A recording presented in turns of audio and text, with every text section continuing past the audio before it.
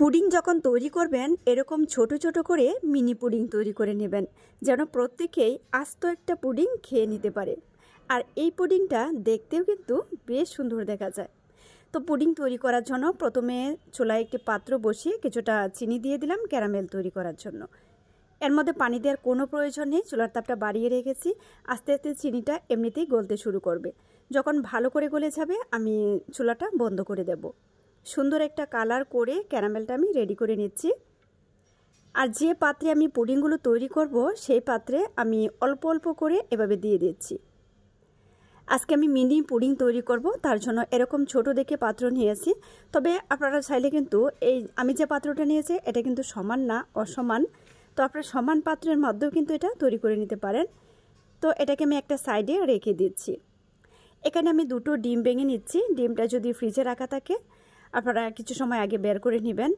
তো সামান্য চিনি দিয়ে দিলাম। এখন ভালো করে ফেটিয়ে নিচ্ছি যেন চিনিটাও খুব ভালোভাবে মিশে যায়। আমি যেহেতু মিনি পুডিং তৈরি করব তার জন্য দুটো ডিম দিলাম। যখন আপনারা বেশি তৈরি করবেন সেই ক্ষেত্রে ডিমের পরিমাণটাও বাড়িয়ে দেবেন। তো লিকুইড দুধ দিয়ে দিলাম। দুধটা আগে জাল করে ঠান্ডা করে রেখেছিলাম। ভালো করে মিশিয়ে দিচ্ছি। এখন এর মধ্যে সামান্য পরিমাণ ভ্যানিলা এসেন্স দিয়ে দিচ্ছি, এতে করে সুন্দর একটা ঘ্রাণ আসবে। 1 চিমটি লবণ দিয়ে দিচ্ছি। মিষ্টি জাতীয় খাবারে যারা লবণ খেতে ভালোবাসেন অবশ্যই লবণের টেস্ট দেওয়ার জন্য একটু দিয়ে দিলাম। তো এদিকে কিন্তু পাত্রে কিন্তু আমি যে ক্যারামেলটা ঢেলে রেখেছিলাম এটা খুব সুন্দর করে সেট হয়ে গেছে। তো দুধ আর ডিমের মিশ্রণটা আমি একটা চামচ দিয়ে এভাবে উঠিয়ে দিয়ে দিচ্ছি। একদম ভরে ভরে আমি দিয়ে দিচ্ছি। তো আমি কিন্তু একদম ছোট ছোট পাত্র নিয়েছি, তো আমার কিন্তু সবটুকুতে হয়ে গিয়েছে 5টা পাত্রে। তখন এগুলাকে আমি ভাপে সেদ্ধ করে নেব। তো একটি পাত্রে আমি পানি দিয়ে তো চালুনির উপরে আমি ছোট ছোট বাটিগুলো বসিয়ে ঢাকনা দিয়ে ঢেকে 10 থেকে 12 মিনিট জাল করে নেব। ঢাকনা দিয়ে যখন আপনি ঢেকে দিবেন অবশ্যই এই ছিদ্রটা কিন্তু বন্ধ করে দিবেন।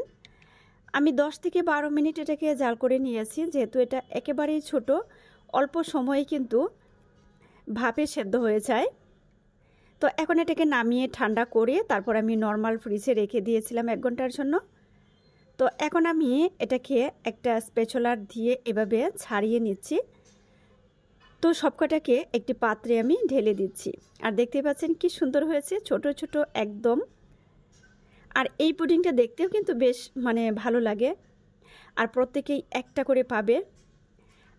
তো আমি যে পাত্রটা নিয়েছি এটা কিন্তু অসমান, যে কারণে পাশের অংশগুলো কিন্তু একদম লেবেল হয়নি। তো এটা খেতেও কিন্তু দারুণ মজার হয়েছে। তো রেসিপি ভালো লাগলে লাইক, কমেন্ট, শেয়ার করে পাশে থেকে সাপোর্ট করবেন প্লিজ। যারা চ্যানেল থেকে দেখছেন চ্যানেলটি সাবস্ক্রাইব করে